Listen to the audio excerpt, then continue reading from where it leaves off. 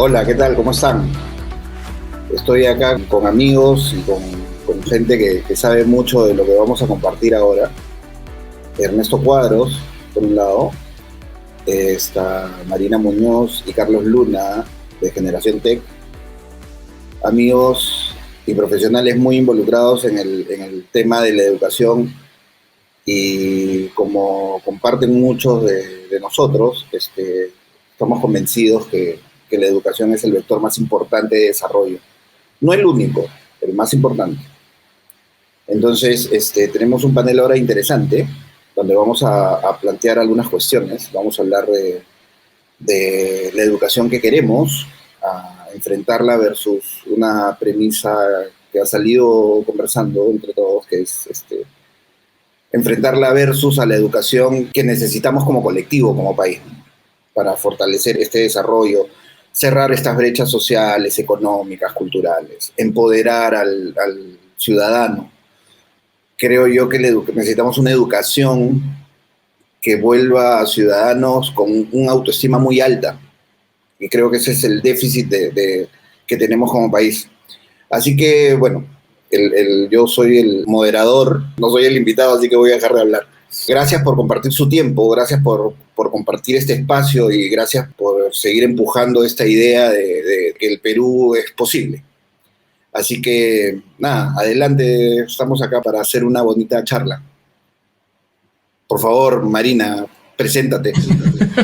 Gracias, Iván. Bueno, yo soy Marina Muñoz, como dices. Yo soy lingüista de profesión y docente, educadora. Tengo muchos años trabajando en el tema educativo, pero ya de hace unos años acá con nuestro emprendimiento Generación Tech, buscando promover la educación, especialmente en nuestra área de tecnología, pero la educación desde la educación básica, digamos, ¿no? De los primeros grados escolares.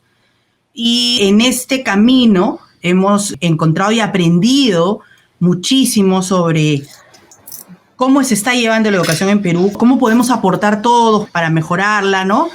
Y hacia dónde está apuntando el mundo también y qué podemos nosotros tomar como referencia, tanto buenas como malas, ¿no? Porque se aprende también de los errores. Y es en lo que estoy yo por lo menos metida ya hace varios años. ¿Qué tal? Yo soy Carlos Luna, también de Generación Tech, junto con Marina. Y sí, bueno, un poco de mí, de profesión, soy varias cosas, de hecho, y varias otras cosas de no profesión, sino de afición, pero que de alguna manera se han conjugado, ¿no? He hecho producción de televisión como carrera, he hecho además ingeniería de sonido, soy técnico de ingeniería de sonido, pero además he estado muy metido en temas tecnológicos desde los años 80. Los años en que quizás la tecnología en casa sobre todo era más un lujo que una necesidad. Entonces he podido ir viendo cómo la tecnología, hablando de la tecnología digital específicamente, ha ido entrando y ha ido cambiando y ha ido cambiando la forma en que se le ve también, ¿no? Y en que va moldeando nuestras vidas, y creo que es un aspecto importantísimo a tener en cuenta en la educación, sobre todo bajo la experiencia que nos ha tocado vivir en los últimos años. Para aquellos que han podido salir adelante gracias a la tecnología digital, definitivamente ha sido un proceso de aprendizaje y ha sido un cambio, y creo que no vamos a volver a antes de eso, no sería viable. Pero bueno, de eso conversaremos más adelante. Sí, así es. Ernesto, por favor. Yo soy del área de ciencia de la computación, ¿no? Viví algunos años entre Brasil, Estados Unidos y Alemania. Me formé con maestría, doctorado en Computer Science y luego volví a Perú, justamente convencido de que la educación era un arma muy poderosa de cambio, ¿no? Entonces yo recuerdo mucho que tengo en la mente, ¿no? Que no se repitan los errores que cometieron conmigo, digamos, cuando era alumno, no podían suceder con la siguiente generación, ¿no? He estado más en el mundo académico, muy fuertemente empecé en Arequipa y luego he estado en Lima también. Y bueno, ya voy 17 años luego de haber vuelto a Perú.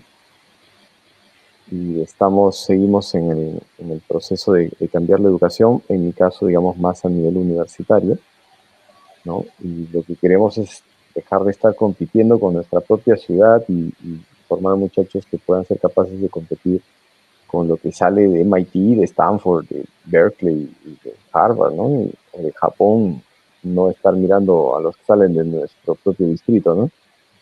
Eso ha sido lo que siempre he tenido en mente y nada, vamos a conversar a ver cómo podemos mejorar todavía. Qué bueno, qué bueno. Solamente quería contar algo. Ernesto participa de una agrupación y me parece importante mencionarlo para poner un escenario. Esta asociación o esta agrupación evalúa y proyecta las currículas de la carrera de ciencias a nivel mundial y Ernesto representa al mundo hispanohablante, o sea, desde la península y Latinoamérica. Lo comentaré. Es el equipo que hace las regulaciones y recomendaciones curriculares de todas las carreras de computación en general de todo el planeta, ¿no? Y ahí entran Computer Science, Information Systems, Information Technology, ¿no? Data Science, bueno, son 7 ahí. Y sí, me tocó la responsabilidad de representar a España, Portugal, México, todo el Caribe hasta el sur, ¿no? Chile y Argentina, todos los países de habla hispana, ¿no? Habla hispana y portuguesa, ¿no? Y portuguesa, claro, el latino. Sí. Y ahí hay gente de China, de India, de Japón, ¿no? Son una docena de personas. Claro. Y eso es importante, y en este panel también, porque la mirada global que tiene Ernesto en la experiencia de participar en este grupo, sí, yo me imagino que él debe ver en el sistema educativo nacional versus lo que está en el mundo, ¿no? Y bueno, entonces partamos por la pregunta, ¿no? ¿Qué educación buscamos o qué educación queremos? Mira, yo ahorita, aprovechando, ¿no?, el espacio, tomando la palabra, adelantándome, mencionaste algo en la introducción, ¿no? La educación que queremos para nosotros como colectivo y tomando un poquitito lo que dijo Ernesto, que no necesariamente está relacionado, pero no, mencionó algo así como dejemos de pelear contra la ciudad, algo así me mencionaste, ¿no? Yo creo que hay una clave ahí en el tema de colectivo, en el tema de ciudad, y que está muy en contraposición a la forma en que se ha ido orientando, creo yo, el mensaje de lo que debe ser la educación en los últimos años, que se ha convertido en algo bastante individualista, en cuanto al éxito, en cuanto a, no, te formas tú, y tú eres el que va a llegar adelante, ¿no? Y se pierde un lado, o se pierde un poco el concepto de que somos parte de un colectivo, justamente, somos parte de un grupo humano, somos parte de una comunidad, y que mi éxito debería redundar justamente en aquello que puedo hacer yo o en el éxito de mi comunidad. Temas que nosotros siempre comentamos que deberían estar presentes en la educación, temas de ciudadanía, y que creo que se han perdido en los últimos años, ¿no? Y muestra de esto es bueno lo que hemos vivido en los últimos meses en nuestro país. Hemos estado encerrados y por lo tanto nuestra ciudadanía se ha reflejado en el mundo virtual y hemos visto que en el mundo virtual pues ha habido, han volado las sillas por los aires y con la mayor irresponsabilidad se han soltado cosas, y se han atacado y se han mellado honras y se ha eso fácil, libremente y sin consecuencias, ¿no? Y eso es una muestra de la falta de ciudadanía que nos afecta ahorita. Digital. Bueno, es una falta de ciudadanía general, creo yo, ¿no? Sí, claro. Que se ve reflejada en todo caso en el mundo virtual. Sí. Claro, y la parte digital siempre acelera todo, ¿no? Así es, claro. Sí, lo que sucede con la computación, con la tecnología en general, es que no tiene materia. Ahí hay un tema importante, ¿no? Que siempre nosotros tratamos de explicarlo. En las primeras clases, en los primeros semestres en la universidad, los chicos vienen pensando que son hiperdigitales, ¿no? Que no hay nada que se les puede enseñar, ¿no? Y salen de una clase y dicen, wow, no sabía literalmente no sabía ni contar, ¿ah? Porque yo siempre, hay algunas clases que entro y digo, hoy día vamos a hacer multiplicaciones. Se ríen, ¿no? Oh, excelente, mira, tú que te estás riendo, ven para acá, ¿no? A ver, 325 al cuadrado, pero no puedes escribir nada. Dame, ¿no? Dame la respuesta. Y tienes que decirme que es 1, 2, 5, 6, 2, 5, ¿no? Digamos. Entonces, ¿por qué? Porque están muy acostumbrados a decir que son digitales porque saben usar un producto que no tienen ni la más remota idea de cómo funciona por dentro, pero ellos se lo saben bajar. Entonces, nadie les ha explicado que bajarse no los convierte en digitales, ¿no? Porque alguien ha tenido que pensar en cómo construir ese tal WhatsApp, que ahora funciona para 1.000 millones de usuarios, que lo construyó un muchacho que no tenía casa, que se afilió a un programa de housing de los Estados Unidos porque no tenía, que se vino de mochilero a América Latina y estuvo en el Perú y miró que ese problema era un problema en América Latina, pero no se podía desarrollar acá, entonces se fue a Estados Unidos. El muchacho era de Ucrania. Interesantísimo porque es un ejemplo de la globalización, ¿no? Una persona de Ucrania va a Estados Unidos, en Estados Unidos nadie paga por los mensajes de texto, ¿no? Porque son siempre ilimitados. Viene a Perú, se inspira, regresa a Estados Unidos, hace un producto en los Estados Unidos para un mercado que no era el de los Estados Unidos, ¿no? Eso es globalización, ¿no? Y la gente no llega a entender eso, ¿no? Entonces piensan que esto se refiere a mi distrito, a mi ciudad, a mi país, ¿no? Y WhatsApp vale 19.000 millones de dólares, ¿no? Fue comprado por esa cantidad. Y eso que tú estás contando, lo que están mencionando, refuerza la idea que Carlos creo fue el sentir, y creo que también Ernesto fue el sentir de las ideas primarias. No estamos educados para ser generadores de tecnología. Nos están educando para ser consumidores y usuarios de tecnología importada. Y estamos contentos, ¿no? Y nos mantienen contentos. Entonces, eso es algo que debemos vencer y debemos cambiar en la estructura del modelo educativo, me imagino. O sea, algo tenemos que hacer. Yo no soy experto en educación, porque estoy acá conversando con expertos. Yo iría un poquito más lejos, ¿no? En el sentido de que yo creo que nos estamos mal acostumbrando a utilizar cosas de terceros, hasta ideas.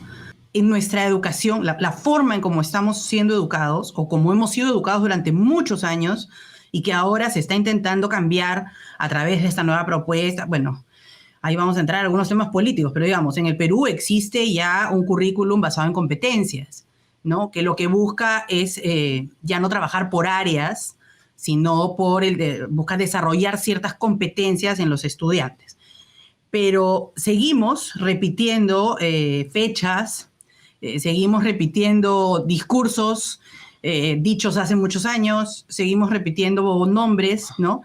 Y no estamos aprendiendo a generar nuestro propio conocimiento en general. Y se ve en la tecnología, ¿no? Nos apropiamos de lo que hay y lo usamos más o menos también, pero lo usamos. Pero a nivel educativo, o sea, si quiero ser más macro, yo creo que el problema parte desde que no estamos enseñando a nuestros estudiantes o no los estamos ayudando a desarrollar sus destrezas propias de investigación, de innovación, de pensamiento crítico, ¿no? De creación de algo nuevo, de dudar de lo que le dicen. Yo creo que eso es central. Si otros países nos llevan la delantera en educación, creo que es justamente porque tienen la capacidad de decir, no, eso no, voy a pensar por mi cuenta. Y además, obviamente, ya a nivel superior, recibir una remuneración por pensar. Aquí en el Perú, eso, ¿no? Yo recuerdo clarísimo cuando me fui a hacer una maestría a Suiza y me hablaban de los scholars. Y yo decía, ¿qué es un scholar? Nunca había escuchado esa palabra. Y trataba de decir, a ver, ¿quién es un scholar en Perú? Y decía, no, pues en Perú no te pagan por investigar, o sea, salvo algunos casos muy puntuales, y además te hablo de hace muchos años, pero no, entonces no estamos acostumbrados a crear, a innovar, a pensar, a romper, a dudar de lo que nos dicen. Y creo que eso también es importante ya con una mirada macro, ¿no? Sí, creo que hay un tema, y relacionarlo un poco a lo que mencionaba Ernesto hace un rato, ¿no? El tema tecnológico. Es decir, Cuando tú, creador, ves una pieza de tecnología hecha por otro, una pieza de software, y dices, oh, qué interesante, pero le falta esto, voy a hacer mi versión, y la mía va a ser mejor, y va a tener esto, porque esta otra pieza de software que conozco me parece limitada. Esa capacidad puede traducirse totalmente a cualquier otra área del aprendizaje, ¿no? Cualquier otro curso, por decirlo de alguna manera. Es decir, yo en historia, el profesor me dice esto, y si yo soy un consumidor, si tengo la mentalidad del consumidor, pues recibo lo que me dice. Ah, sí, profesor, el descubrimiento de América y eso y otro. Pero si yo tengo esa capacidad de criticar y luego crear mi propia opinión, yo debería poder estar en la capacidad de decir, profesor, pero eso no me parece que sea así. Mire, yo he visto esto otro y esto no funciona así, y generar esa discusión. Pero creo que en el esquema educativo, no voy a decir el establecido, porque como decía Marina, el ministerio ya estableció hace buen tiempo el currículo por competencias y todo eso, pero quienes llevan adelante la puesta en marcha de este currículum, muchas veces no están dispuestos a soltar darle la posibilidad de que el estudiante los rete, porque a veces hay mucho la imagen también de que el profesor es el que lo sabe todo. Y entonces, si el profesor duda o puede ser criticado, significa que no lo sabe todo. Y eso me lo dijo incluso alguna vez alguien grande que nos estaba dando una capacitación en el instituto, y yo le dije, yo no tengo ningún miedo de decirle a mi estudiante si me pregunta algo que no sé, digo, oye, no sé, vamos a averiguarlo. No, me dice, pero el profesor tiene que saber todas las respuestas. Y eso no es cierto. Eso no es cierto, al contrario, una experiencia genial, a mí me parece, es poder construir un aprendizaje que no existía para ese grupo humano reunido, ¿no? Docentes y estudiantes, claro. Y entre todos llegar a eso es creación. Eso nos saca del mindset de consumidor y nos lleva al mindset de creadores. Y eso luego se aplica en la tecnología ya por defecto. Claro, claro. Sí, y una cosa interesante que sucede también, por ejemplo, es que cuando uno enseña computación, las mejores clases que a mí me ha tocado observar son clases donde no tienes un computador, ¿no? Hay toda una corriente grande, ¿no? Se llama Computer Science Unplugged, ¿no? Desconectado, y puedes enseñar computación en el patio de un colegio, puedes enseñar computación con pelotas, o sea, como una cosa tan simple, ¿no? Como un computador transmite datos. Eso yo lo puedo ejemplificar lanzándole pelotitas a otra persona que esté en otro lado. Esos son los paquetes, ¿no? Pero ¿y qué pasa cuando son 100.000 ciudadanos que están tratando de sacar datos del Aprendo en Casa del servidor del Ministerio de Educación? Son 100.000 pelotitas que te van a lanzar encima. Entonces, si te lanzan 100.000 pelotitas encima, yo no puedo agarrar todas y devolverlas, pues, ¿no? Entonces, ¿qué va a pasar? Se van a perder los paquetes, la red se pone lenta, tú no recibes tu información. O sea, eso no se aprende dando clics, ¿no? Se aprende lanzándote pelotas, por ejemplo, ¿no? Recibiendo, sí. Y cuando haces eso en un auditorio, yo lo he hecho algunas veces en un auditorio, es interesante porque tengo cajas de pelotas en los costados y comienzan a lanzar las pelotas, entonces todo el mundo se queda pues con eso grabado. Entonces yo lo que tengo que provocar es una experiencia, ¿no? En el muchacho, una experiencia donde entienda y tangibilice eso, no para aprobar ese curso, no para sacar una buena nota, ¿no? Sino para su vida, ¿no? Para que después no le vayan a decir en su empresa o en el ministerio que ponte un servidor más potente, ¿no? Y listo, el ancho de banda, no te preocupes, es automático, ¿no?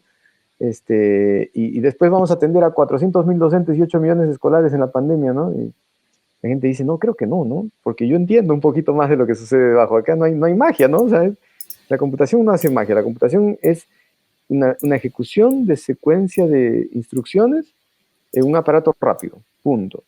Si yo puse esa instrucción en mala secuencia, el computador no va a ejecutar un buen programa, ¿no? Porque simplemente lo va a ejecutar mal, ¿no?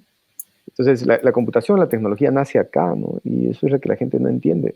No se trata del aparato, se trata de tu cerebro, se trata de cómo nos han educado a nosotros desde pequeños, se trata de cómo nos han enseñado a pensar de forma crítica, a cuestionar, a buscar mejores soluciones, ¿no?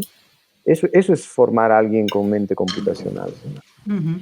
Y yo creo que por extensión esa idea de saber que no hay magia debajo se aplica pues a muchas otras ciencias, es decir, a nivel escolar. trabajo química y yo luego de hacer los experimentos y probar y combinar, veo pues que la oxidación del metal no es algo mágico, no es un ser extraño, es una reacción que se produce entendiendo las leyes de, y luego a partir de ahí puedo entender, sí, pues que tal vacuna va a funcionar de esta manera y tal otra vacuna va a funcionar de otra manera, la interacción y qué sé yo. Conozco las leyes fundamentales de la física y me queda claro que la Tierra no puede ser plana y si gira y pim, pum, pam, ¿no? Entonces, yo creo que ese conocer, ese saber, nos puede dar algunas pistas volviendo un poco al inicio, ¿no? ¿Cuál es la educación que queremos o para qué? ¿A qué estamos apuntando, ¿no? A saber, a conocer. Entonces, es decir, podríamos hablar creo yo, de la realización, de encontrar mi sitio en el mundo, pero solamente puedo encontrar mi sitio en el mundo si conozco este mundo y sé de qué se trata y sé cómo funciona. Entonces, una vez que entiendo que no hay magia y que todo funciona bajo una suerte de acción y reacción, ciertas reglas lógicas, voy a encontrar esa maravilla, esa magia interna, digamos, ¿no? Ya magia como esa capacidad de maravillarse ante estas situaciones, y luego encontraré yo mi sitio y digo, qué bonito, eso me gusta, eso quiero yo para mí, quiero dedicarme más, profundizar más en estas cosas que hay, o incluso a nivel de la sociedad, cómo funciona la sociedad, también tiene sus reglas, el ser humano, sus formas de comportamiento. Entonces yo creo que un poco eso, ¿no? Que Ernesto menciona, de la computación se extiende a todo, porque la computación finalmente es una ciencia más de las muchas otras que el ser humano va desarrollando. Sí. Yo lo que preguntaría es, ¿y cómo masificamos esto? ¿Cómo hacemos que esto se lleve a la práctica? Una pregunta, pero... Difícil, ¿no? Difícil. Lo que pasa es que también la educación, y ahí hay un tema ya filosófico, ¿no? ¿Qué tan masiva puede ser la educación? O sea, ¿qué tanto se puede masificar y qué tanto se debe personalizar, ¿no? Hemos tenido, o sea, históricamente hablando, ya en la parte educativa, ¿no? Tenías tú hace muchos años un tutor que se encargaba de darle al niño privilegiado, al aristócrata, ¿no? La información, no solamente que era la correcta y la que estaba en ese momento, la que era necesaria, sino también poder centrarse en los propios intereses de ese niño en particular, ¿correcto? De ahí pasamos a la masificación, ¿no? Y en la segunda ola, ¿no? La ola industrial, en donde las escuelas se vuelven lugares en donde el niño aprende a llegar temprano, hacer una tarea repetitiva y obedecer a lo que le dice el profesor. Y no es el aristócrata, no es el niño aristócrata. No, claro. Es el niño que se forma para ser obrero, ¿ok? Y luego viene pues ya el momento en donde la civilización dice, ¿no? Como civilización, bueno, necesitamos nosotros ya gente diferente y pensante, ¿no? Y empiezan los diferentes modelos educativos y todo esto. Pero, no puedes hacer lo primero ni puedes hacer lo segundo. ¿Cómo llegas a este punto medio, no?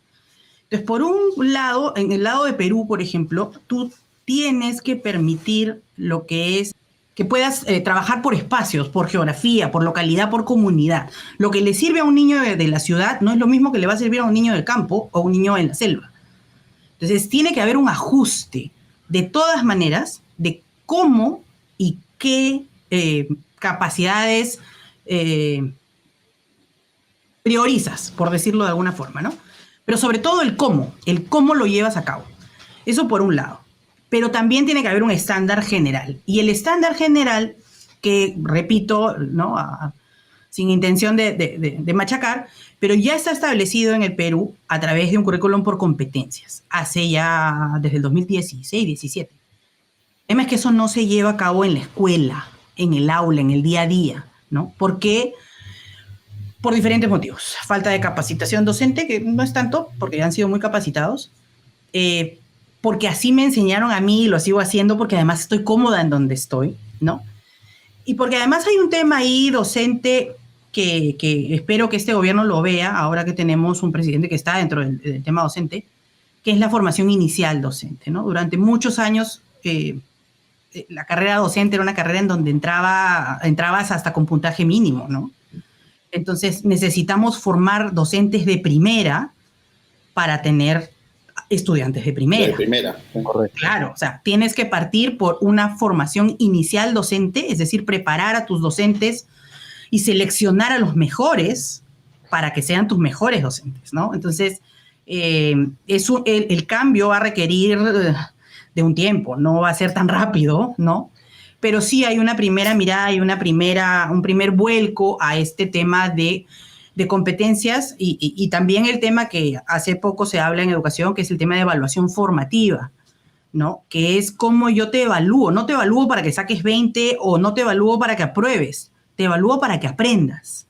O para saber cuánto has avanzado en la consecución de tu... Correcto, y esa mirada es totalmente diferente, es una mirada diferente, pero hay que aplicarla, ¿no? Hay que poner, y ya, ¿no? Hablando un poco ya sobre nuestra especialidad, ¿no? De los tres, la tecnología como tal te ayuda muchísimo a personalizar la experiencia de aprendizaje y a personalizar esa evaluación formativa que te permite dar una retroalimentación y que le permite al alumno hacer prácticas con un software que tú le pones y que te permite generar preguntas al azar repetidas para que el alumno simplemente practique y practique y practique. La idea no es darle un examen que saque una mala nota y que quede ahí. La idea es resuelve este examen todas las veces que lo necesites hasta que te saques 20. Porque a mí no me interesa ponerte 0, me interesa ponerte la mejor nota, pero que en el proceso hayas aprendido. Aprendas, claro. ¿No es cierto? Y la tecnología nos puede servir muchísimo para trabajar eso. Sí. Yo tengo un comentario que hacer en relación al tema de las competencias. El currículum a nivel mundial para computación es actualmente basado en competencias. Sin embargo, cuando uno observa la competencia 28, por ejemplo, del currículum de educación básica, a mí me parece un retroceso tremendo, porque está totalmente orientada a decir que son competentes en la medida que saben utilizar herramientas, ¿no? Entonces, por ejemplo, dicen que el alumno sea capaz de producir artefactos digitales, ¿no? Que se pueda comunicar y no sé qué. Y básicamente eso termina siendo aterrizado en que aprenda a producir textos en Word, que aprenda a editar por ahí un video, que aprenda, ¿no? Cosas súper fundamentales. Entonces, si yo planteo algo por competencias, pero las competencias las plantea alguien que no domina el área, es un desastre. ¿Y qué cosa sucede en computación? Que en computación lo que uno mira en la pantalla no es lo que yo tengo que enseñar para producir eso, ¿no? Si yo quiero producir un Waze, y todo el mundo mira un Waze, ¿no es cierto? ¿Qué cosa es un Waze? ¿Qué cosa tengo que enseñar para que alguien en el Perú me produzca un Waze? Y digo, oye, ¿sabes qué? Podríamos empezar enseñando el algoritmo A asterisco. ¿Qué es eso? Pero el que no sepa un algoritmo A asterisco no puede desarrollar un Waze, porque es un algoritmo para encontrar la ruta entre dos puntos en un grafo. Tenemos que saber de grafos, ¿no? ¿Y qué cosa es un grafo? Es un conjunto de puntos conectados, y eso es la ciudad. Entonces, la ciudad se está modelando a través de un grafo, ¿no es cierto? Y los algoritmos de rutas más cortas entre dos puntos en un grafo son algoritmos de grafos muy optimizados, ¿no? Y es lo mismo que utiliza Google Maps, ¿no? Y por ahí van otras tecnologías, ¿correcto? Entonces, ¿qué cosa es lo que hay que enseñar para producir ese tipo de tecnología? Ah, y ojo, hay un detalle también. ¿Cuántos usuarios tiene Waze? No tiene 5, no tiene 10, no tiene 1000. Tiene muchísimos miles, ¿correcto? Entonces, imagínate que 100.000 usuarios que están consultando sus rutas botan 100.000 paquetes de forma simultánea hacia el mismo servidor. Pobrecito de ese servidor se va a saturar y no va a poder atender a 100.000, ¿correcto? Entonces, quien haya diseñado el Waze tiene que haber hecho un sistema distribuido. ¿Para qué? Para que pueda funcionar en 5, en 10, y después en 100, y después en 500 computadores de manera distribuida. Y cuando un computador de esos se caiga, el software automáticamente va a saltar a otro. De tal manera que si la máquina que me está atendiendo a mi Waze se quema, su tarjeta se quema porque falla, porque el disco duro se malogró, de repente es una máquina en Israel y cambia a una máquina en París y nadie se da cuenta, ¿no? Y todo el mundo me atiende. Pero para yo llegar a eso, necesito entender tolerancia a fallas, necesito entender procesamiento paralelo, necesito entender procesamiento distribuido, grafos, distribución de carga, ¿no? Algoritmos, necesito programar. ¿Y dónde aparece eso en las competencias? En ningún lado. Entonces, ¿cómo es que pretendemos llegar a Silicon Valley si la competencia digital la determina, por ejemplo, un profesor que nunca ha estudiado la parte digital. El resultado es que terminamos enseñando Excel, PowerPoint y Word, ¿no? O sea, y eso es lo que nos pasa tal cual. Sí, por eso es que no lo hacemos, cual. creo, ¿no? Sí. Bueno, la competencia de 28 es un dolor de cabeza para el que a nivel de educación básica regular justamente quiere convencer a las cabezas, ¿no? En las escuelas que debemos ir más allá de que los chicos salgan con el Microsoft Software Specialist o no sé cómo le llaman a los certificados. Entonces, tu hijo sabe hacer Excel. Que es una habilidad interesante usar ese programa, para muchos les va a servir, pero no es todo, y no es aprender cómputo, es aprender a manejar una bicicleta, o es aprenderte las reglas del que creó ese programa, y vamos más allá, ¿no? Entonces, definitivamente eso tiene que mejorarse, ¿no? Yo creo que va un poco por un tema, o sea, cuando mirábamos la competencia de 28 y decíamos, este es lo que realmente se quiere. Yo creo que hay un tema ahí también a nivel político, es decir, un ministerio, un Estado no podría promulgar o sacar a la cancha un currículo que él mismo no puede reforzar. No podríamos poner, no, el estudiante tiene que, no sé, poder desarrollar con su kit de experimentación cuando el Estado mismo no está en capacidad de distribuir el kit de experimentación en todas sus escuelas, entonces está disparando al pie. Yo creo que hay por ahí un poco de cautela. Por otro lado, también lo que dice Ernesto, sí, efectivamente quienes están, digamos, a cargo de repente no manejan las cosas en la cancha, porque tienes que tener la experiencia en la cancha para ver realmente cuáles son las habilidades que quieres desarrollar. Y es un círculo vicioso, pues. No se plantea en ningún momento en la educación y por lo tanto no va a haber nadie que en el mundo profesional sepa desarrollar esas tecnologías o sepa luego plantearlas en un currículum para educar, por lo tanto ningún chico se educó en eso y por lo tanto, y terminamos en eso, ¿no? Y lo vemos, nuestro país está tecnológicamente, tiene un hándicap tecnológico terrible como servicios básicos, es decir, empezó la pandemia y hemos tenido chicos, los que han podido seguir estudiando, hemos tenido gente que ha estudiado por radio, aprendo en casa, ¿no? Que es un parche. O sea, es una tremenda iniciativa, pero en muchos casos ha sido un parche. Y esos chicos que han estado estudiando por radio han estado utilizando una tecnología de inicios del siglo XX. Estamos hablando de una tecnología que tiene un siglo de vieja. Cuando en el mismo país ha habido chicos que han estado trabajando en redes con fibra óptica, 100, 150 megabits. Esa diferencia enorme tenemos, ¿no? Es lo que se le ha venido a llamar pues la brecha digital y qué sé yo. Mientras eso no se pueda solucionar, vamos a seguir teniendo tremendas carencias porque, podemos decir, revolucionemos el currículum, hagamos que todos perfecto, todos lo van a trabajar, no todos, pues porque esos chicos que siguen estudiando con radio no van a beneficiarse de ese nuevo currículum. Entonces hay muchas tareas por desarrollar para que el ideal pueda alcanzarse, ¿no? Eso sí es cierto. O sea, definitivamente, por ejemplo, cuando hablan de interconexión, están hablando de interconexión, la red dorsal de fibra óptica, que ya está, parece que, esperemos se corrija el tema. Hablan de conectar a los chicos o a la gente de sus pueblos. Ok, ya. Estaban hablando de e-commerce, ¿no? Ahora sí vamos a tener carreteras digitales para poder hacer, ok, y el aspecto físico, por ejemplo, de la interconexión, las carreteras, medios de transporte, o sea, así como en la educación pasa en todo aspecto de nuestro país, ¿no? Entonces, ayer estaba hablando con uno de un panel, estaba Gonzalo Ibarra, chileno, y explicaba, por ejemplo, que él estaba en Santiago y que en ese momento tenía un panel sobre su escritorio que lo habían mandado comprar el día anterior en Valparaíso y que en menos de 24 horas lo tenía puesto en su casa. Entonces estábamos hablando y le digo, ok, ya, yo te voy a hacer una pregunta, porque estábamos hablando de Perú. Le digo, ¿cuántas maneras tienes de llegar de Valparaíso a Santiago? Tienes 4.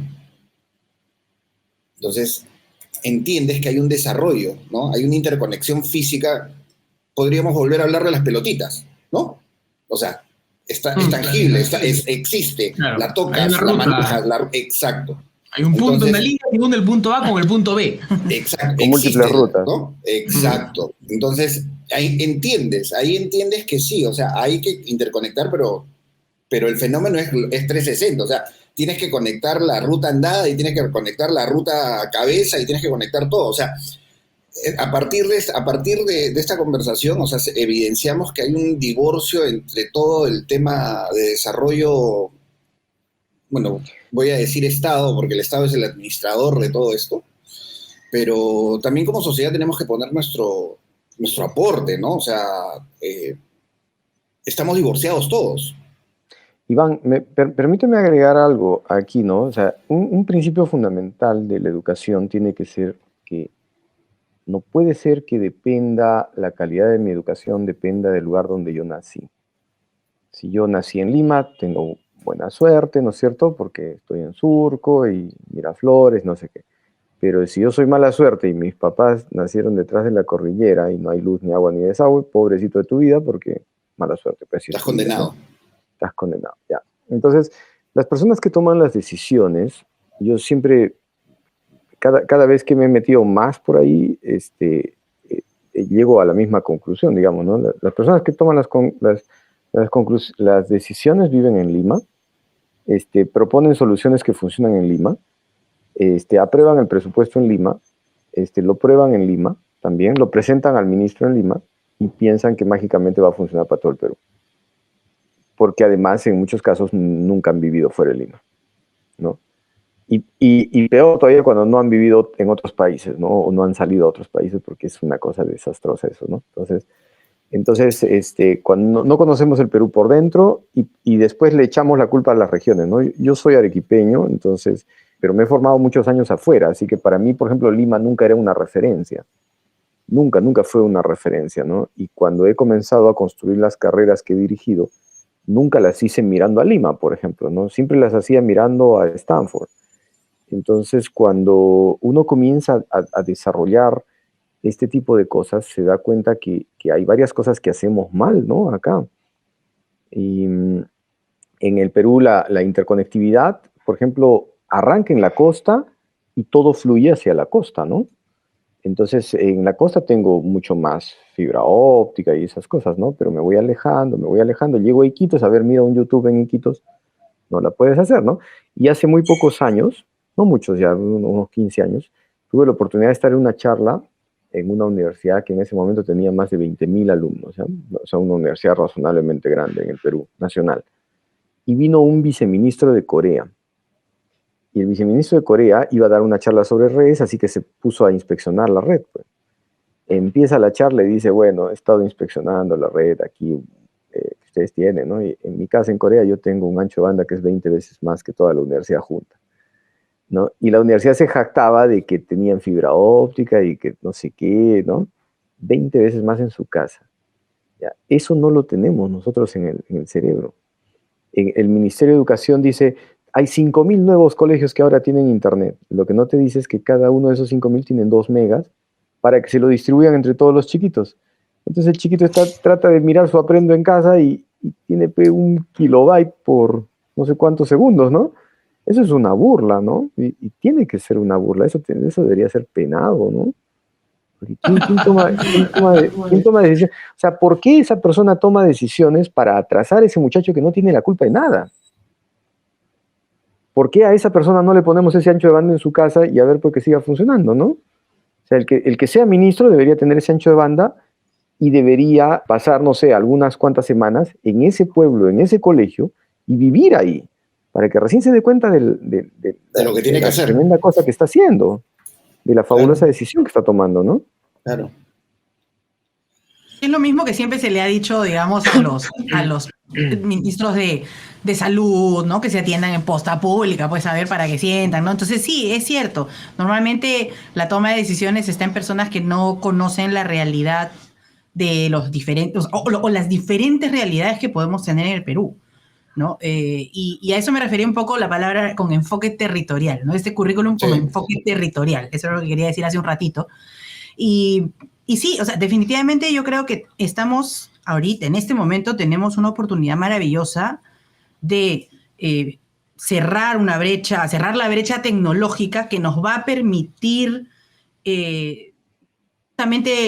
no evitar, pero disminuir estas desigualdades, que no importa de dónde seas, no importa dónde nazcas, si te llega la tecnología, tienes la opción de que te llegue la información, de que te llegue la cultura, de que te lleguen los servicios del Estado.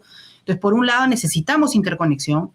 Por otro lado, necesitamos una nueva mirada en cuanto a la educación como tal, ¿no? Y estoy completamente de acuerdo que necesitamos una nueva mirada en cuanto a la competencia 28, porque si bien es cierto, el currículum está formado de competencias, que es una mirada súper interesante, no hay una competencia tecnológica. La competencia 28 es una competencia transversal, ¿no? Que en este momento se ha demostrado que también estábamos todos perdidos y se ha desarrollado. Ahora tú ya le puedes, nosotros, por ejemplo, estamos trabajando con niñas de un colegio público en Cajamarca y tú ya le puedes decir, a ver, comparte tu pantalla y ya saben qué hacer. O sea, esa competencia se ha desarrollado. Puedes utilizar, puedes personalizar, pero no puedes, no es que no puedas, pero digamos, esa competencia no te genera el espacio para crear, para aprender sobre tecnología, sobre cómo funciona. Entonces, estoy totalmente de acuerdo con Ernesto en que ahí hay que hacer cambios y ajustes, sobre todo ahora, si queremos que la tecnología sea ese medio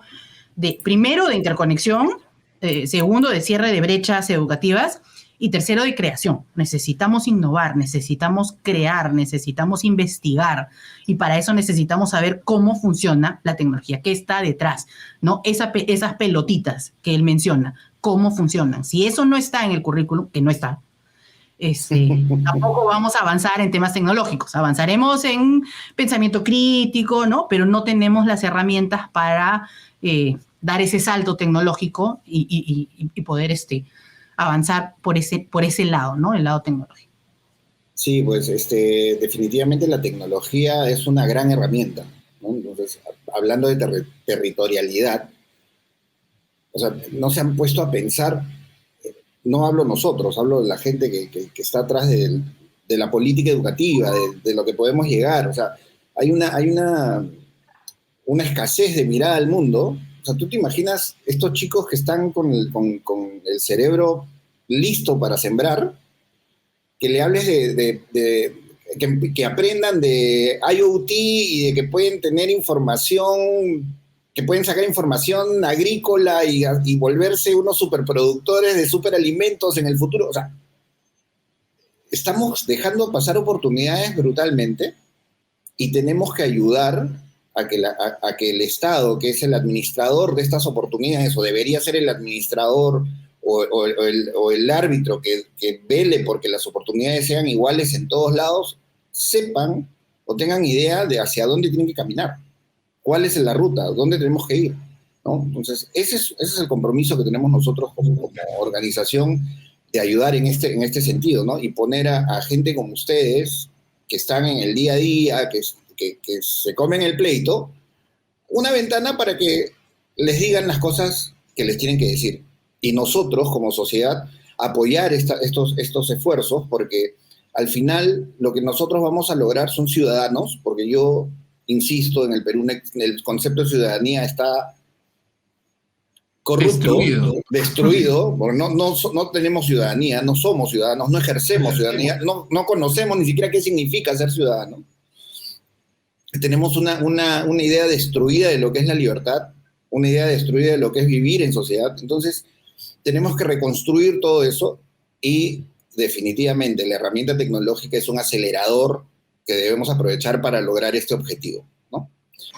La pregunta fue, ¿qué necesitamos? ¿Qué hacemos para lograr que esto sea masivo? Y definitivamente la pregunta es grande, ¿no? Yo iniciaría la respuesta tenemos que empezar. Ya, como sea, de alguna vez, corrigiendo algunas cosas, pero empezar ya, y iremos sumando conforme vayamos caminando, ¿no? Yo creo que hay una ayuda en la respuesta. Digamos, hay varios vectores en esa respuesta, hay varios lados. Una de las respuestas sería, bueno, realmente no puede ser masiva como tal, porque masiva suena a línea de producción, ¿no? Haces lo mismo para todos, y lo que está claro es que no puede ser lo mismo para todos. A estas alturas ya es clarísimo que no existe. no existe el estudiante promedio, no existe el estudiante medio, no existe el estudiante tipo, porque cada persona es un mundo. Entonces, difícilmente la educación como tal se puede masificar, perdón, ¿no? Antes de que la RAE salte. Pero por otro lado, existen herramientas que nos permiten llegar a más personas de una manera personalizada, valga la redundancia, ¿no? Y justo ahí va el tema tecnológico, creo. Y es algo que yo siempre hablo con mis estudiantes, ¿no? La computadora en sí misma, como herramienta tecnológica, más allá de todo, realmente tiene una sola ventaja, creo yo, y de repente ahí Ernesto me va a corregir, no lo sé, que tiene una sola ventaja sobre el ser humano, que es 1.000 millones de veces más rápida. Y en su velocidad está la clave de cómo esa herramienta nos puede permitir amoldar la experiencia para las necesidades particulares de cada una de las personas involucradas en el proceso de aprendizaje. Entonces yo creo que en principio no se puede masificar, pero sí se puede personalizar y alcanzar a más personas. Y ahí es donde creo que está la gran clave de la tecnología aplicada a la educación. Ya no estamos hablando de tecnología como un ítem de aprendizaje, como que los estudiantes aprendan de tecnología. Estamos hablando de la tecnología aplicada a la educación y cuáles son sus ventajas y cuáles son sus beneficios. Y yo creo que ahí hay una clave importante. De hecho, la definición de computación es que es un binomio, ¿no? Un binomio formado por el ser humano, en primer lugar, y el computador, ¿no? El ser humano aporta inteligencia, raciocinio, ¿no? Todo eso es el que entiende el problema, es el que resuelve el problema, es el que tiene que transmitir esas instrucciones ordenadas al computador, y por eso es que aprendo a programar computadores, correcto, un lenguaje de programación, pero es el ser humano, aporta inteligencia y raciocinio. El computador aporta velocidad, correcto. Está mal decir el computador resuelve problemas, ¿no? O sea, lo que puedo decir es que el computador acelera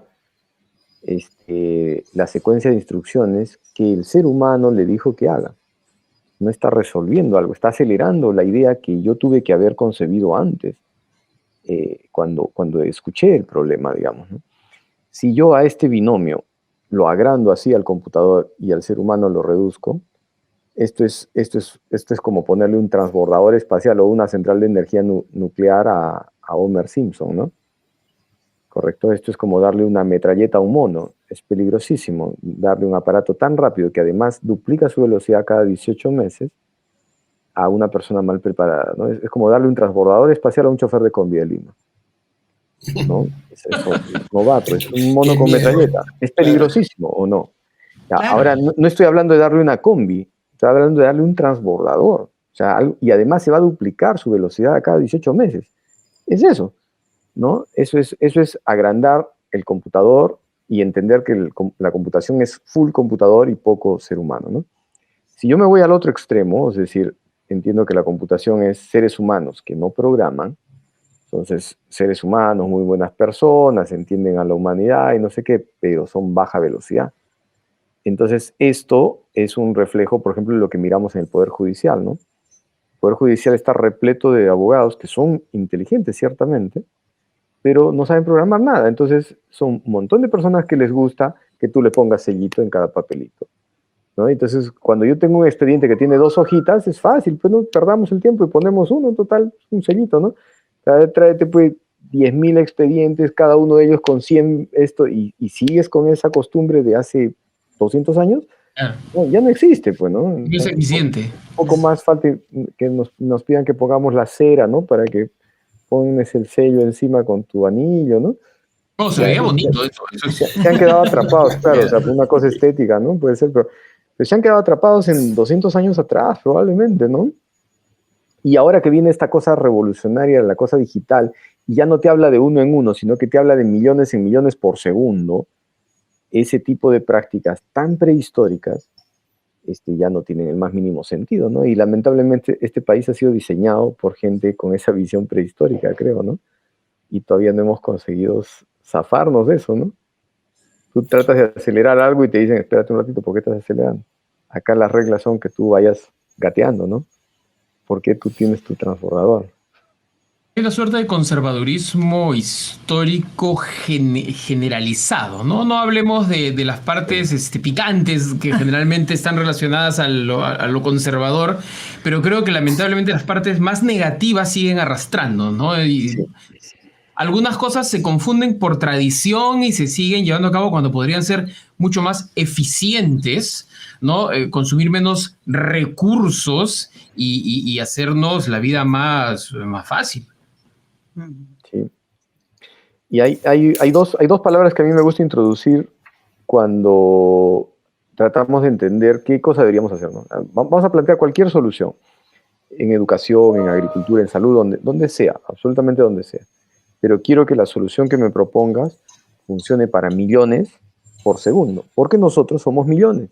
Entonces no me puedes proponer una solución que funcione para 5, para 10, a mano, llenando un formulario, cuando somos millones, ¿no?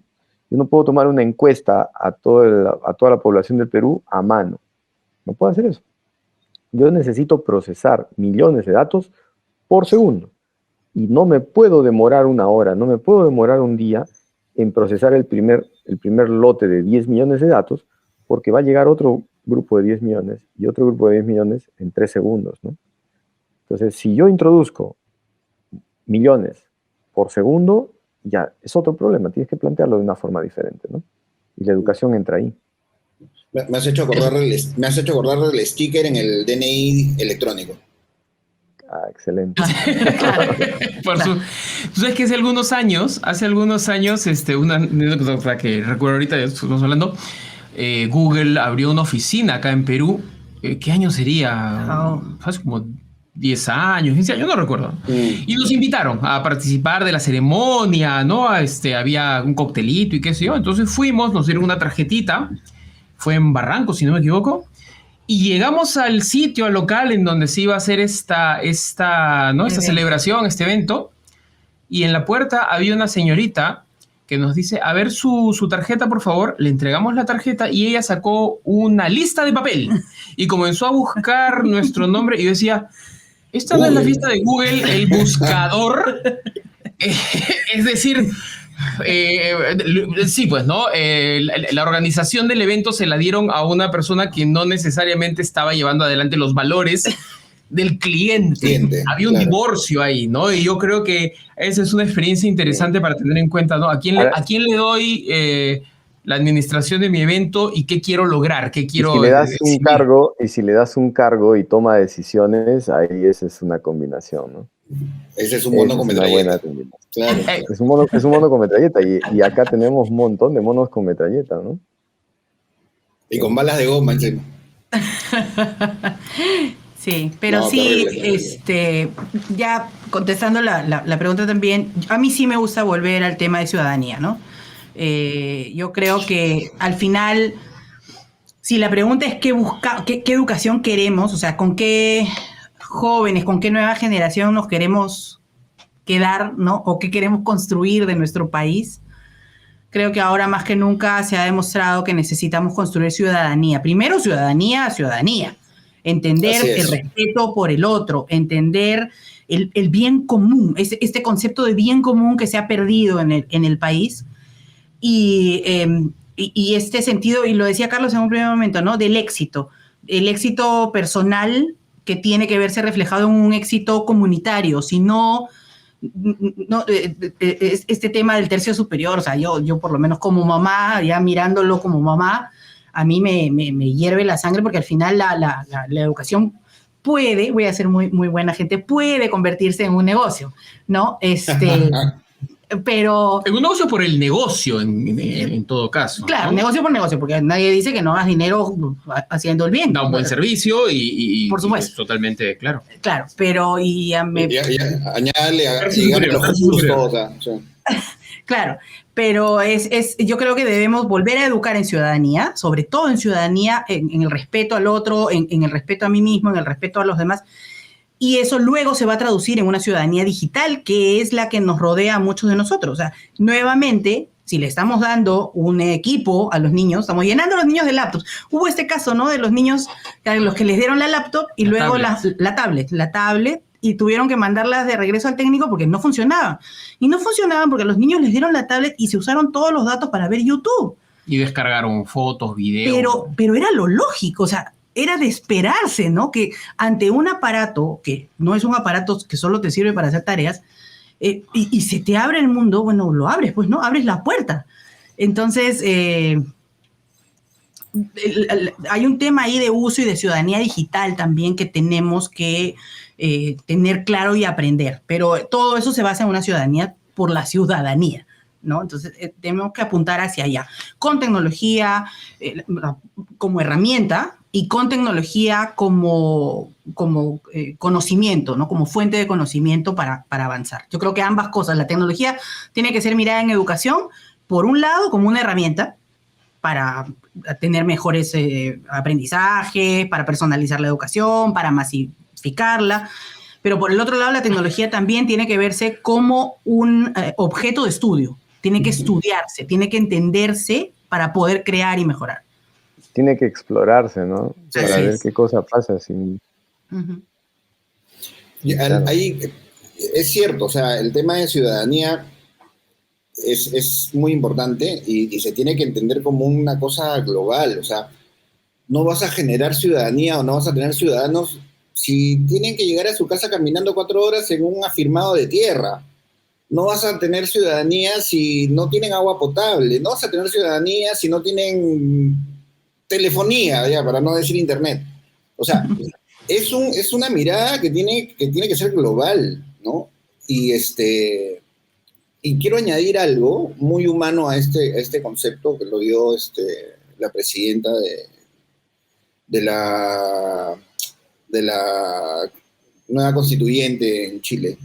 Empezó una entrevista, y dijo, bueno, nadie escoge cómo nacer y nadie escoge dónde nacer.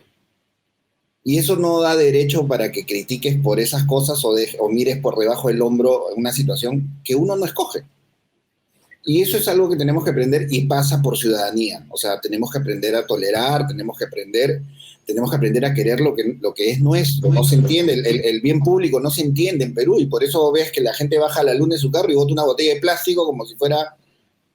Es que ni siquiera estamos hablando de Lima o del Perú, estamos hablando del mundo. Somos una isla, no lo comprenden, ¿no? O sea, hay un montón de cosas que hay que empezar a trabajar, pero hay que empezar, o sea, tenemos que empezar ya y no seguir dejando oportunidades porque en esta época digital, cada año que pasa deben ser, ¿qué? 5 o 10 años en tecnología. No sé, o sea, es brutal, como cada año que pasa nos vamos separando más. Está acelerando, ¿no? Estamos en esto es una carrera de transbordadores espaciales que duplican su velocidad a cada 18 meses. En una carrera de transbordadores espaciales no sirve que te compres un triciclo de último modelo construido y fabricado en China, ¿no? Y estamos contentos, ¿no? Porque me acabo de traer mi triciclo de última generación. No sirve. En el año 2007 conocí a un ingeniero de la NHK, ¿no? Que me contaba que ellos estaban experimentando con unas pantallas para tipo tablet, qué sé yo. Me decía, eso es genial porque tú te sientas en la estación del tren, mira, 2007, pues, ¿no? Más o menos. Te sientas en la estación del tren y la pantalla te muestra lo que quieres ver, y cuando llega tu tren, enrollas la pantalla y la metes en tu maleta, en tu mochila. Pero ¿sabes qué? Eso existe, esa tecnología en Corea. Han dejado de investigar, o sea, ya han cerrado todo tipo de investigación alrededor de esa tecnología el 96.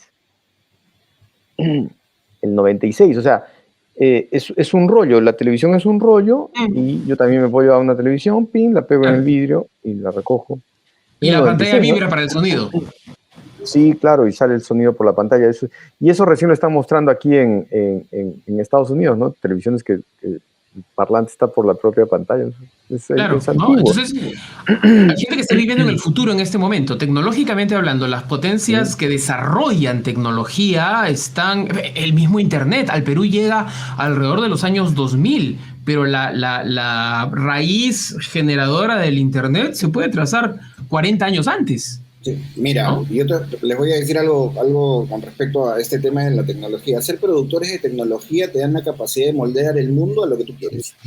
Claro. Si la desarrollas y la produces. Nosotros estamos, vamos a hablar un poco de política, en un año que estamos a 200 años de una independencia. Más de una vez lo he conversado, no vivimos en libertad, o sea, ni siquiera puedo considerar que vivimos ciudadanía, por lo tanto, no considero que vivamos en libertad, vivimos una suerte de esclavitud moderna, porque eso es lo que hacemos, somos esclavos de la tecnología que nos venden, somos... En el país donde hay 5.000 variedades de papas, le compramos papas Holanda para hacer las papas fritas de los fast food. O sea, ese ya Claro. es un ejemplo súper claro del país que estamos viviendo y estoy muy seguro que no es el país que queremos. Entonces, como dijo Ernesto, como lo dicen ustedes, como lo decimos nosotros, el vector educación es el vector más importante, creo yo. En todo caso, uno de los más fuertes para cambiar esta realidad. Entonces, y este tipo de espacios se necesitan para poder discutir estas cosas abiertamente sin ningún tipo de freno o lo políticamente correcto o qué sé yo. Entonces, les quiero agradecer. Definitivamente acá sí vivimos tiranías temporales por cuestiones de producción, pero creo que quedó claro que hay cosas por cambiar, por mejorar siempre, y queda claro también que tenemos que empezar ya. Y espero que las personas que estén a cargo de hacer esto posible nos escuchen, nos entiendan y no pongan a monos a manejar metralletas, ¿no? Básicamente eso sería revolucionario. Sin Y eso es lo que entrenamiento. necesitamos. Y también que empiecen a comprar más pelotitas, ¿no? Sería bueno. Oh, esas clases son lo máximo, salen muy bien y todos aplauden y todos aprenden, ¿no? Que es lo que queremos. Es lo No principal. se necesita claro. distribuir tablets, yo creo. No se necesita distribuir tablets, tú puedes explicar cosas bien sofisticadas en medio del cerro, sin luz, sin agua, sin desagüe, ¿no? Pero necesitamos entenderlo, ¿no? Necesitamos entender la esencia, ¿no? No ir a la decoración, sino ir al núcleo del asunto. Como aprende el ser humano nativamente. O sea, Aunque en lo personal, digamos, sí, efectivamente, ¿no? Para esos aprendizajes básicos, se puede desarrollar muchísimos conceptos de una manera muy táctil, muy activa, pero al final del día vas a necesitar tocar el elemento tecnológico, verlo en acción, porque esa es la herramienta a través de la cual estás potenciado a generar, a crear, a desarrollar nuevas cosas, ¿no? Entonces, sí, en un principio no son indispensables, pero van a volverse finalmente necesarias para que la ruta esté completa, tú ¿no? lo has dicho, Sí. tú lo has dicho. No son indispensables, van a ser necesarias, pero no indispensables. Como explicó bien Ernesto, o sea, es un binomio.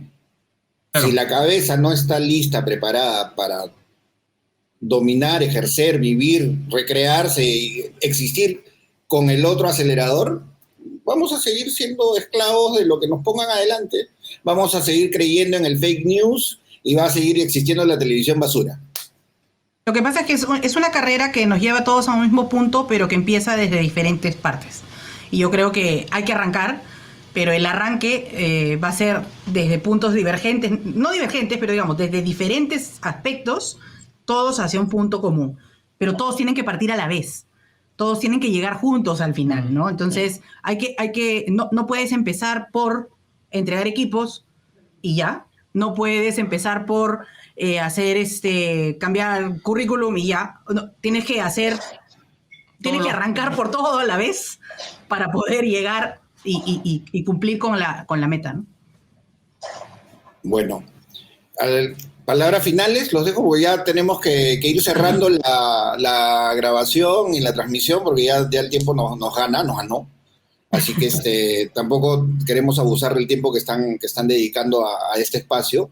Sí les quería comentar que a raíz de estas entrevistas y paneles y conferencias hemos decidido, pasando el evento va a quedar abierto 6 meses, va a estar al aire 6 meses, la gente va a poder entrar en el momento que quiera a consultar la documentación, ver las conferencias, etcétera. Y además, creo que vamos a darle dinamismo a un canal para poner estos temas y refrescarlos y actualizarlos y comentar tecnología, comentar técnicas, etcétera. O sea, vamos a seguir en eso, así que seguramente les vamos a seguir tocando el timbre de la puerta o el WhatsApp en cualquier momento para invitarlos, siquiera 15 minutitos. Por favor, despídanse. Cuando quieran, cuando quieran. Nada, bueno, por mi parte, muchísimas gracias por la invitación a Perú Digital Summit, a ti, Iván, y también agradecer a Ernesto, a Carlos, por estar aquí, por acompañarnos. Yo creo que ha sido un panel interesante. Nos queda cortísimo el tiempo, podríamos estar, creo que nos falta, ¿no? Mucho más tiempo para seguir discutiendo, tanto en los puntos en los que coincidimos como en los que no. Yo creo que eso también es importante, ¿no? Tener esas discusiones en las que a veces podemos discrepar, pero a partir de eso podemos inclusive crear nuevas ideas.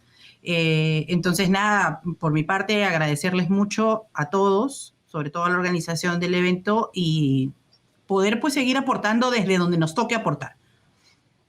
Bueno, sí, eso mismo, ¿no? Gracias por la confianza, además para permitirnos hablar libremente, porque es justamente importante, ¿no? Estamos celebrando nuestros 200 años de libertad, y tener estos espacios para justamente libremente expresarse nos aleja adecuadamente del 1821, ¿no? Y nos vamos acercando más hasta ese lado. Hay mucho por hacer, hay mucho que trabajar, hay mucho por hablar, y cuando quieran estamos pues aquí para seguir esta conversación. Sí. Ernesto, por favor. Sí, yo agradecerles la oportunidad a los tres, ¿no? De poder compartir este espacio para poder reflexionar sobre algo tan importante, probablemente lo más importante, una de las cosas más importantes que este Perú necesita reconstruir, ¿no? Siempre se me viene a la mente que creo que el éxito de una persona no es cuántas cosas consigas, ¿no? Y todas esas cosas clásicas, sino a cuántas personas podemos impactar, ¿no? Y a través de la educación es una herramienta muy poderosa de poder impactar, no para que el muchacho aprenda algo solamente, sino para poder cambiarle la vida, ¿no? Porque de eso va a depender que él después tenga una familia, que pueda mantenerla, que pueda guiarla, le cambias la visión. Es una herramienta revolucionaria realmente, ¿no?